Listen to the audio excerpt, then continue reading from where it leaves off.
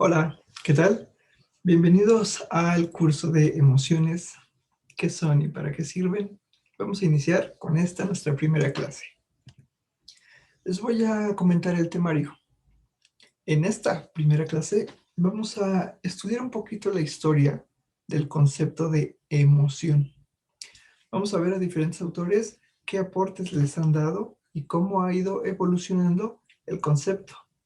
En nuestra clase número 2 vamos a ver modelos teóricos de las emociones, propuestas que cada autor tiene para ver cómo explican ellos desde su propia perspectiva esta parte de las emociones. Ajá. Vamos a ver el modelo de diferentes autores y vamos a ver pues cómo lo aplican ellos.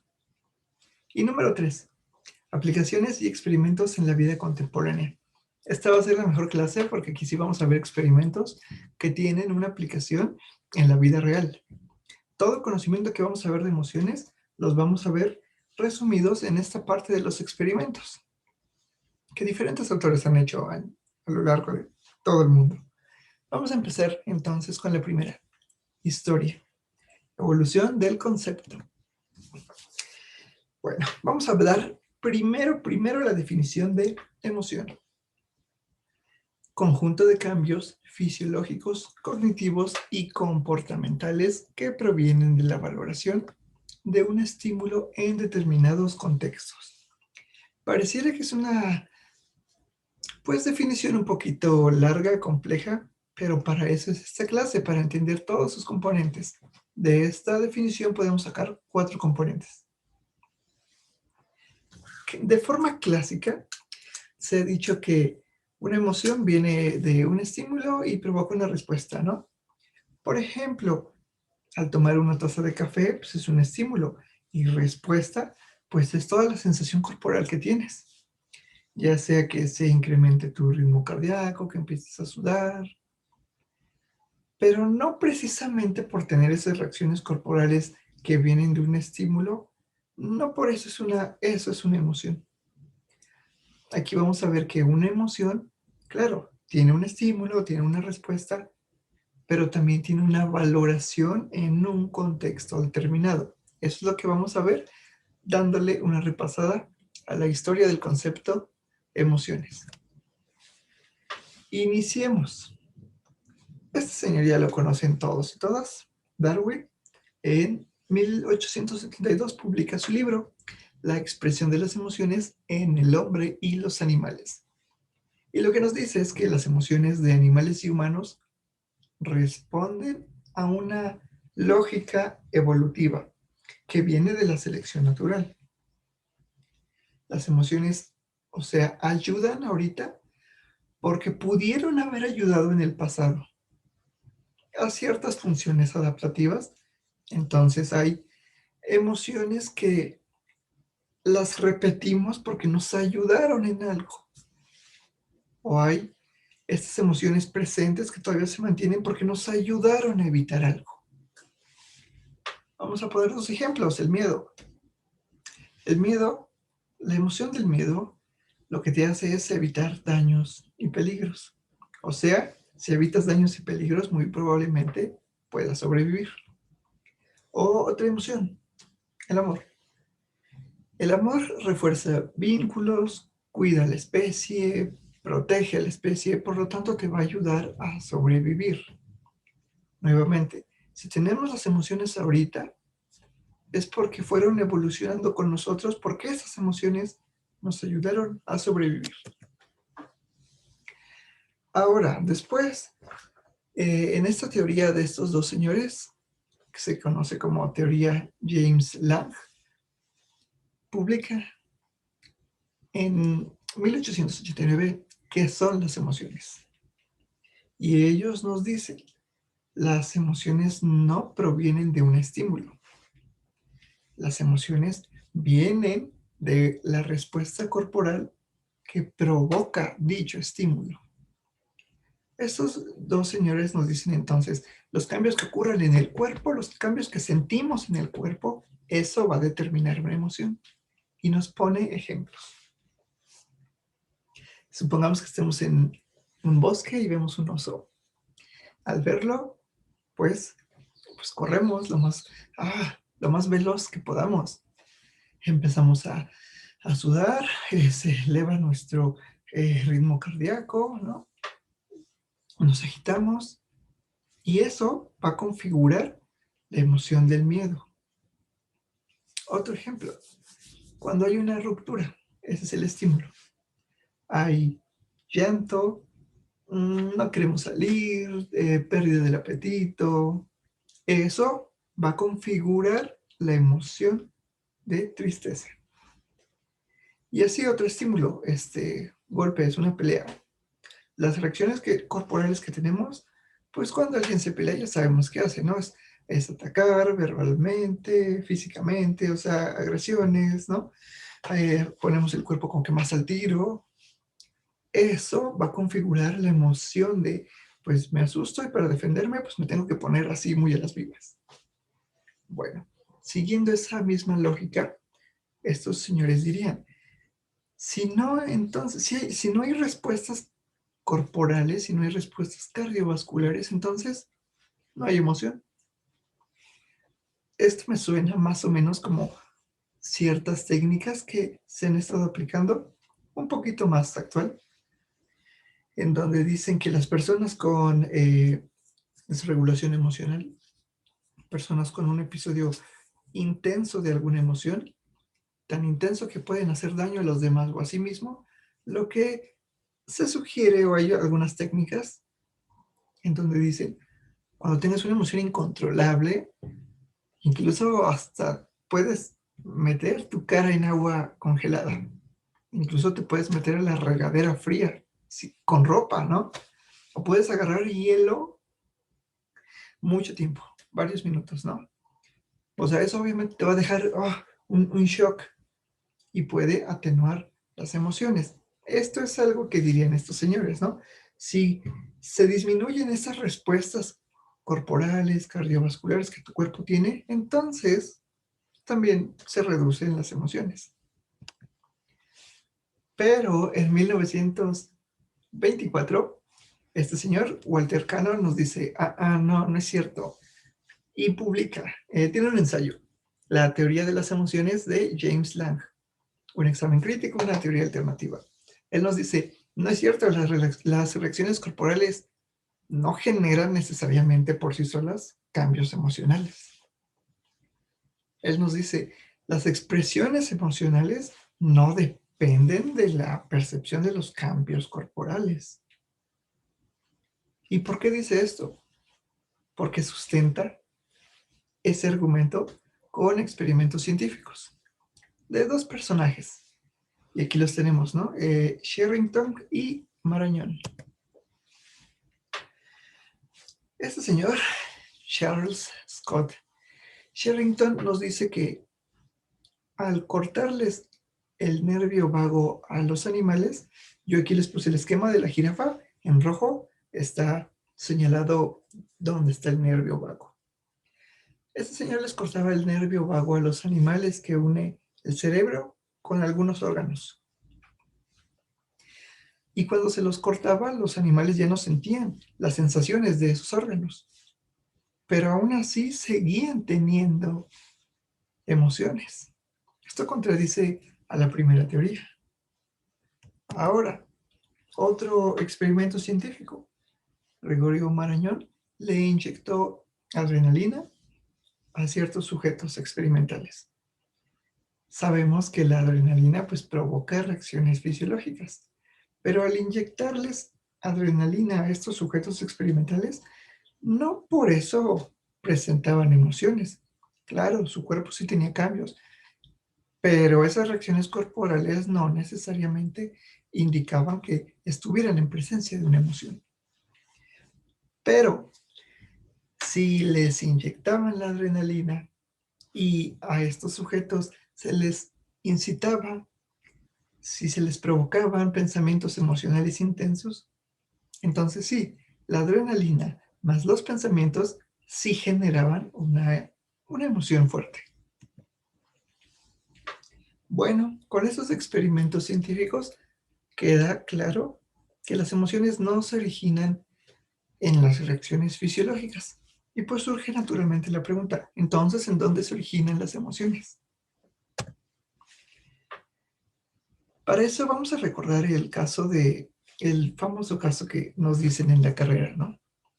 El caso de Phineas Gage.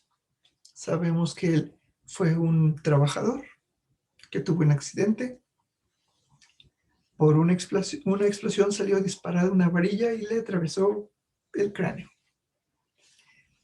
A raíz de este caso, se pudo saber que la lesión que le dejó en el cerebro afectó la capacidad de planear. A raíz de esa lesión, su comportamiento social cambió.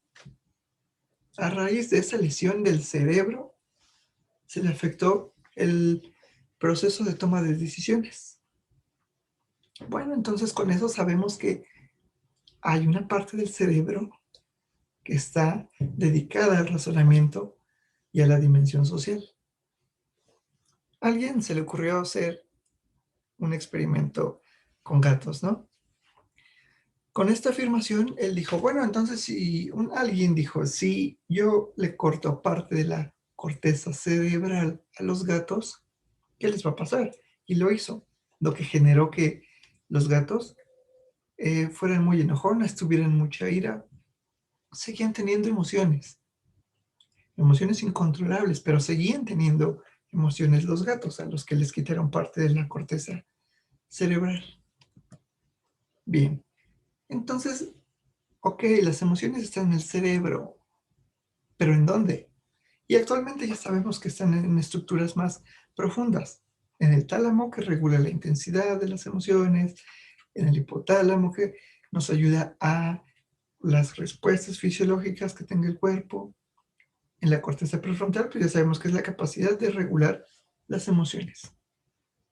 Bueno, ahora, también han surgido unas preguntas pues interesantes porque con esta información vamos a analizar entonces si hay un ruido en la noche, que es un estímulo desconocido y ambiguo, puede generar un sobresalto, claro, pero genera un sobresalto aunque no conozcamos el origen de dicho estímulo.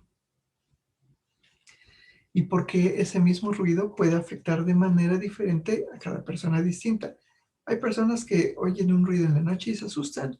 Hay personas que oyen un ruido en la noche y ni se asustan, no les interesa. Y así podemos decir uno similar. ¿Por qué conocer a una persona, que es un estímulo muy conocido y esperado, porque todos conocemos personas todo el tiempo? Porque ese mismo estímulo puede ser estresante para algunas personas y para algunas personas le es muy fácil. Aquí tenemos una respuesta con la teoría del appraisal, que nos la dice Magda Arnold. El appraisal vamos a traducirlo como evaluación del estímulo que hagamos. Ella nos dice, claro, cuando hay reacciones fisiológicas, se puede activar o no la emoción, pero en medio, hay una evaluación cognitiva de ese entorno. Entre las reacciones que haga el cuerpo y las emociones, en medio hay una evaluación que hacemos del contexto. Eso es lo que nos dice ella.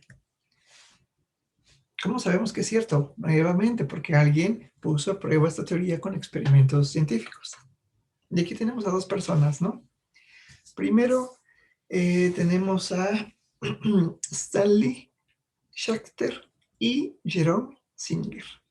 Ellos aportaron esta evidencia científica a la teoría de la señora Arnold. Lo que hicieron ellos fue, agarramos a personas y les ponemos en el grupo A, grupo B y grupo C. A todos los grupos se les va a inyectar adrenalina. Al grupo A se les va a explicar claramente y de forma objetiva los efectos de la adrenalina. Al grupo B le vamos a exagerar los efectos de la adrenalina. Les vamos a decir que se siente bien feo, que se sienten sensaciones muy fuertes, etc. Y al grupo C no le dieron gran información sobre los efectos. Bueno, a los 3 grupos les inyectaron la adrenalina, pero había un actor ahí en la sala.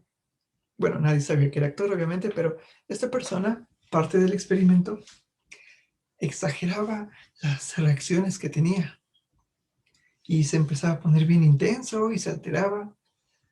Pero las personas del grupo A dijeron, a mí me explicaron claramente las sensaciones que iba a tener, por lo tanto creo que él como que está exagerando. Ujú. Pero el grupo B y el grupo C, que no tenían la verdadera información sobre los efectos, se dejaron influir por estas reacciones intensas que estaba haciendo el actor. O sea, estaban copiando las reacciones de él, se dejaban influir por las conductas del actor. ¿Qué se puede concluir de esto? Que a pesar de que las reacciones fisiológicas sean idénticas, o sea, a pesar de que a todos les inyectaron adrenalina, un grupo pudo interpretar de manera diferente las cosas. Por eso dice, a pesar de que las reacciones fisiológicas sean idénticas, los individuos pueden sentir emociones distintas según la interpretación que hagan de estas mismas reacciones. Es como aquellas teorías que nos dicen la forma en que percibes el mundo, la forma en que piensas va a influir en la forma en que sientes. Y estos señores complementan la teoría del appraisal, poniéndole que un nuevo concepto, el arousal. Recordemos, el appraisal es una evaluación y el arousal es la experiencia emocional. Por eso aquí pongo, la experiencia emocional se compone de los cambios fisiológicos, ya lo vimos, pero también de la interpretación que realiza el sujeto de ese evento. Uh-huh. Por eso, las emociones pueden ser influidas por el contexto social. Lo que nos está diciendo está integrando el aspecto cognitivo al proceso emocional. Si queremos entender emociones, también hay que tomar en cuenta el aspecto cognitivo. Pero más reciente, tenemos al francés Joseph Ledoux. Él tiene su libro en El cerebro emocional. Ya es un poco antiguo, pero sigue estando muy interesante. Es de 1996. Lo que nos dice es que lo contrario, las emociones pueden existir antes o sin cogniciones, debido a que el sistema de la amígdala se activa más rápido que el sistema de la corteza.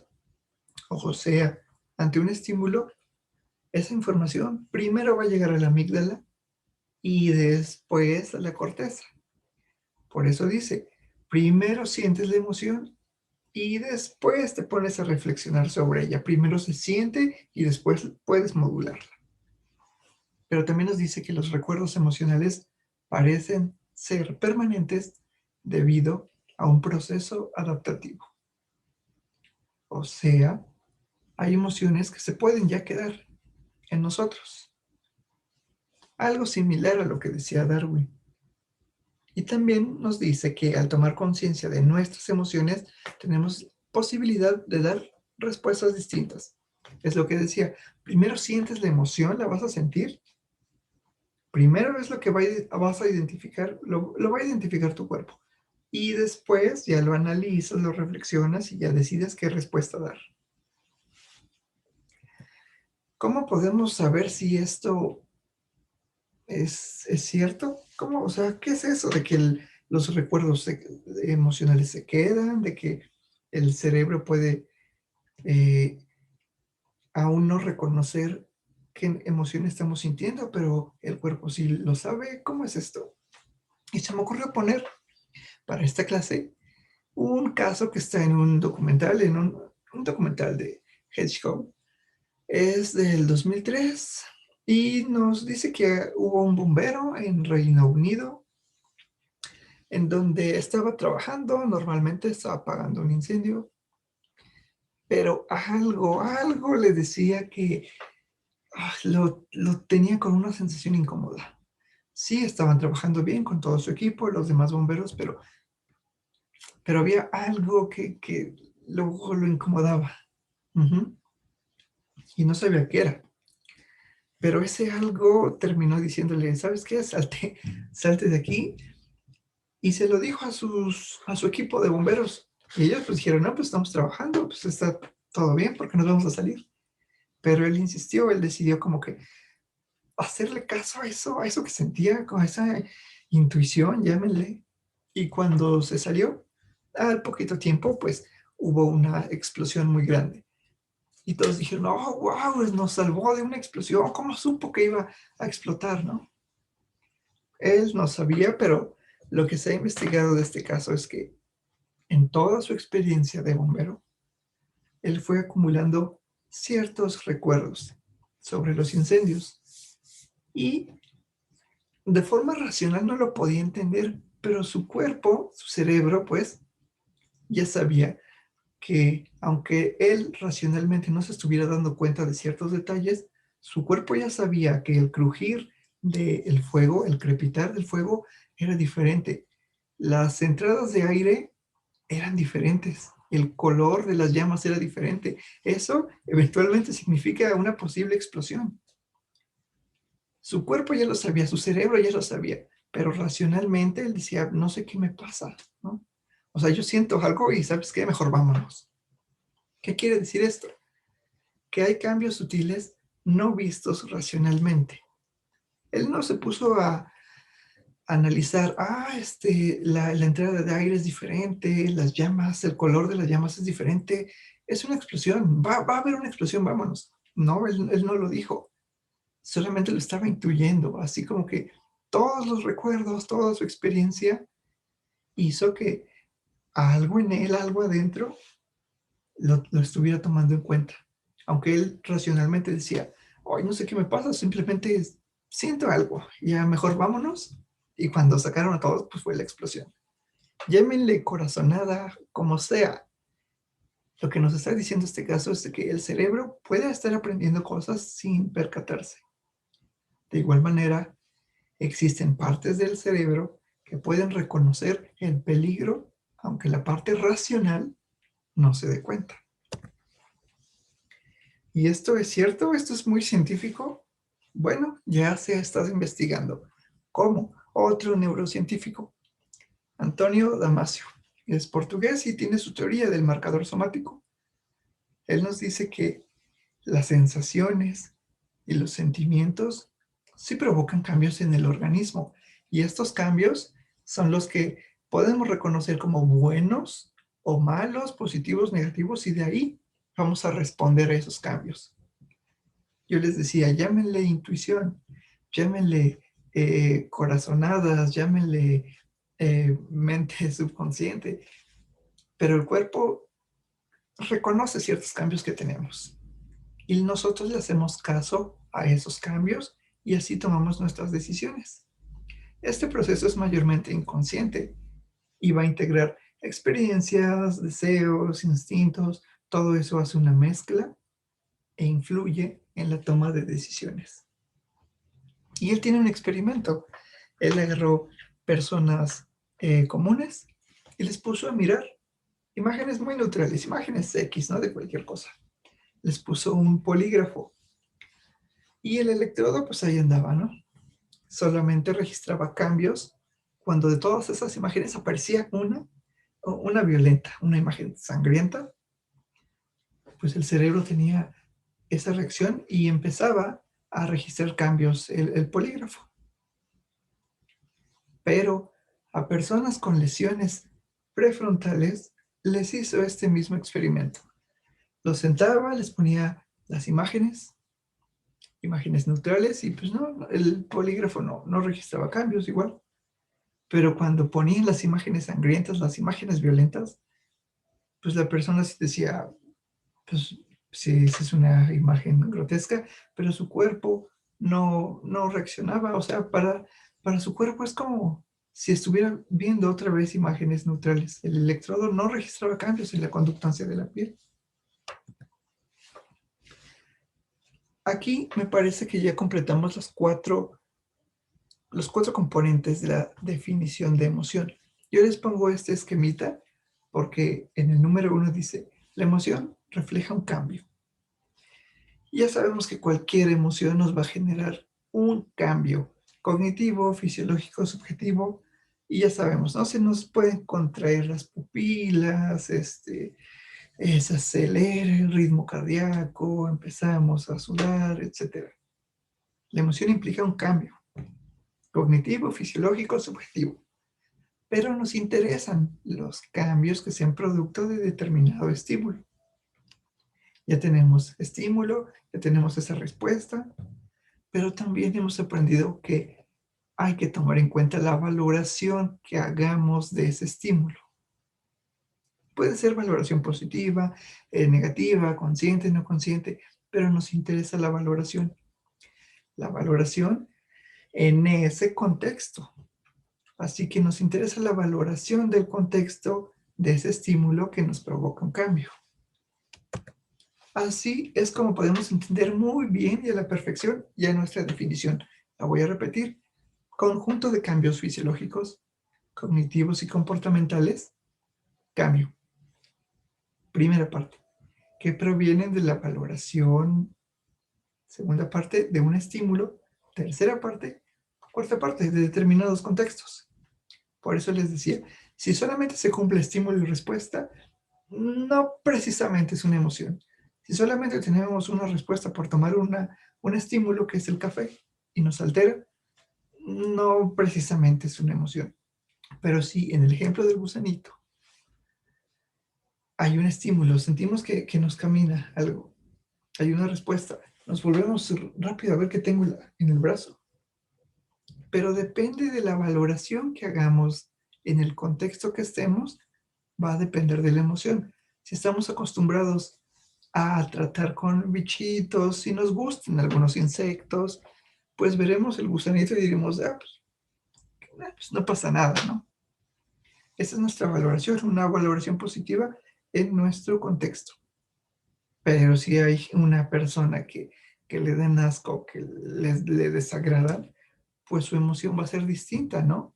Va a ser de susto, de que, ay, ¿qué tengo, no? O sea, la emoción tiene estímulo, respuesta y la valoración en un contexto determinado. Es así como podemos entender nuestra definición de emoción. Y hasta aquí sería la primera clase. La siguiente es modelos teóricos de las emociones. Aquí vamos a ver diferentes posturas de algunos autores que han hecho su propio esquema, han hecho su propia guía para entender las emociones. Y esto sería todo por esta clase.